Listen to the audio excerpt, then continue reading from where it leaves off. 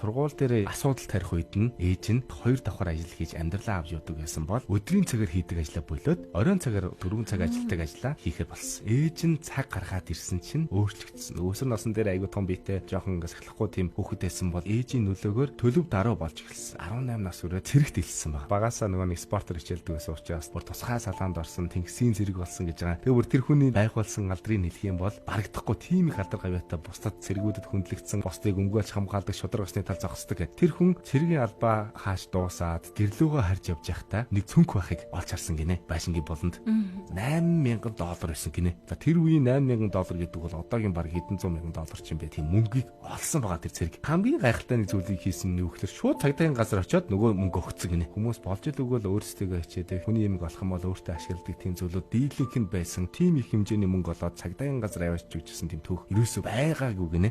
Тэгээд нөгөө сэтгүүлчид гайхаад асуусан юм байна. Та яагаад ийм хүнлэг үйлдэл хийвэ гэж Ани Батраас асуусан чинь тэр хүн юу гэж хариулсан бэхээр ээж маань надад хэлэхдээ л хүний юм бити авч байгаарай л гэж хэлсэн. Ингийн те. Ерөөсөө ингээл хүмүүс амар ухаантай мэлгийн болоо гэж хүлээгээл сэтгүүлчдээс асуусан чинь ээж маань намайг хүний имийг зөвшөөрлөхгүйгээр бити авч байгаарай гэж хэлсэн гэж байгаа байхгүй. Амьдралаа яайта гэж авч явж ирсэн ээж нэг ажлаа болоод за хүүхдээ номер 1 тавья. Энэ хүнд хүүхдэд дөр анхаарал хандуулахгүй болохгүй гэж шийдээ тэр хүүхд алдар хавааныхаа ард ээжийнхаа өөрчлөлтөөр тийм сайн залуу болж өссөн гэж.